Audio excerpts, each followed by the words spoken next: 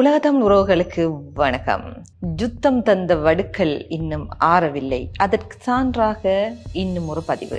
40 வருடங்களாக தன்னுடைய உறவுகள் எங்கே என்று தெரியாமல் தவித்துக் கொண்டிருக்கும் ஒருவர் வெளிநாடு ஒன்றிலிருந்து அழைப்பினை எமக்கு ஏற்படுத்தியிருந்தார்.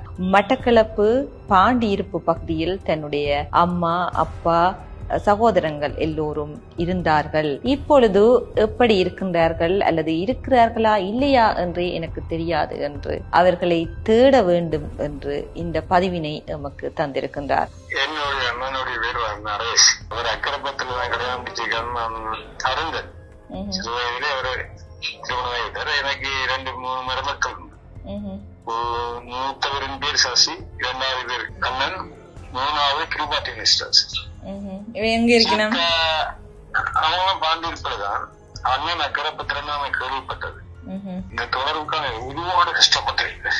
உங்களோட பேர்? அதாவது என் பேர் சுரேஷ். நான் 13 வயசு 14 வயசு தான். அப்ப உங்களோட அம்மா அப்பா எல்லாம் தெரியாது, எல்லாம் அங்கேதான்.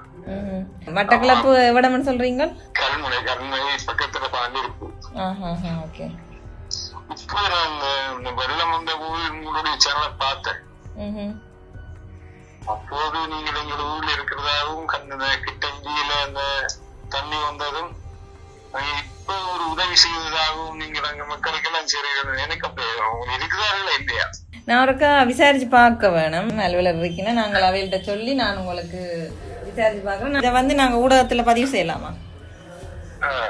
கண்டிப்பா. நான் சிறு வயதிலே அந்த நாடுக்குள்ள அறியப்பட்டதுதான். உங்களோட அப்பா அம்மாண்ட பேர்? அப்பா பேர் வந்து அல்போன்ஸ் ஆண்டனி பிள்ளைன்னு அறியப்படுறது. அம்மா பேர் அம்மா ஹவுஸ் ஒய்ஃபா இருந்தபடியா அப்படியே தெரியாது. இந்திராணி அம்மான்னு சொல்லுவாங்க. பாண்டிருப்பு ஒன்று சவுக்காடு அந்த அட்ரஸ் நோட் பண்றீங்களா? சரி, நீங்க சொல்லுங்க, நான் ரெக்கார்ட் பண்ணி கொண்டிருக்கேன். சொல்லுங்க. பாண்டிருப்பு வந்து சவுக்காடு வீதி 2 பேரும். அதுல வந்து பக்கத்து வீடுல மனோன்மணி அக்கா வீடு இருக்குது. அங்க பக்கத்துல இனியும் தங்கைகள் கொஞ்சம் அவர்கள இடம் கொடுப்பாரு. நான் 40 வருஷமா 49 வயசு நான் வந்து எனக்கு 55 வயசு ஆகுது.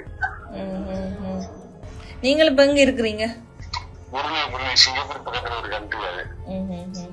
நான் எப்படியும் இங்க வந்து சேர்ந்தேன். அதை வருவதற்கு மிகவும் கடினமாக கஷ்டப்பட்டுதான் வந்து இருங்க. எத்தனையாம் ஆண்டு போனீங்க? நான் அங்கிருந்து வந்து 90ல வந்து 87ல விரும்பத்தேன் ஊர்ல. இன்னும் சாயம் வந்து கூட பசங்க இருக்கா இல்லையான்னு அறியவில்ல. அப்படியாவது உங்களோட உறவுகள் உங்களை தேடுவினம், அதையும் தேடிக்கொண்டுதான் இருப்பினம் நீங்கள் தேடுவது போல.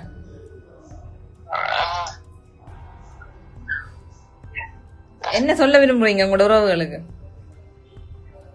அவருடைய நம்பர் ஒன்று கைத்தான் கொள்ளலாம். தொடர்பு கொள்ளக்கூடிய தொலைபேசி எண்கள் உங்கள் மூலமாக கிடைத்தானே போதும். முடிந்தா இந்த நம்பர் ஒன்று வாங்கி தர முடியுமா? என்னுடைய நம்பரோ இந்த மருமக்களுடைய நம்பரோ யாராச்சும் இருப்பவர்களே கிட்டங்கெல்லாம் நீங்க இந்த மக்களுக்கு ஒருவாறு உதவி செய்கிறீர்கள். அந்த உதவி அறிந்து ஒண்ணுதான் உங்களோட இந்த உதவி கேட்க நான் விரும்பி. சரி அண்ணா, சரி அண்ணா. நீங்க யோசிக்கிறதுக்கு ஒருவாறு உதவி செய்ய அறிந்தேன். ஆனா எனக்கு வேற எனக்கு ஒண்ணும் வேணாம். இவருக்கு தொலைபேசி நம்பரை தான் போதும். நாங்கள் உங்களால் முயற்சி நாங்கள் எடுக்கிறோம். நேரடியாக கூட நீங்க அந்த முகவரியில சென்று எங்களுடைய அலுவலர் பாப்பினம். அதோட இந்த தகவலை நாங்க மக்கள் மத்தியில நாங்க கொண்டு போறோம். ஒன்னும் யோசிக்காதீங்க. இவருடைய தேடலை கேட்கும் பொழுது இவர் மட்டும்தான் இப்படி உறவுகளை தேடிக்கொண்டிருக்கின்றாரா என்றால் இல்லை. காணாமல் போனவர்களை இன்னும் தேடிக்கொண்டிருக்கும் உறவுகள் எங்களுடைய மண்ணில் இருக்கின்றார்கள். வெளிநாடுகளில் இருந்து கொண்டு எங்களுடைய உறவுகள் இங்கே எங்கே இருக்கின்றார்கள் என்று தெரியாமல் தவித்துக் கொண்டிருக்கும் உறவுகளும் இருக்கின்றார்கள். இது எவ்வாறு இருப்பினும் யுத்தம் தந்த வடுக்கள் என்பதை யாராலும் மறந்துவிடவும் முடியாது, மாற்றிவிடவும் முடியாது. மற்றும் ஒரு தொகுப்பில் உங்கள் அனைவரையும் சந்திக்கும் வரை வணக்கம்.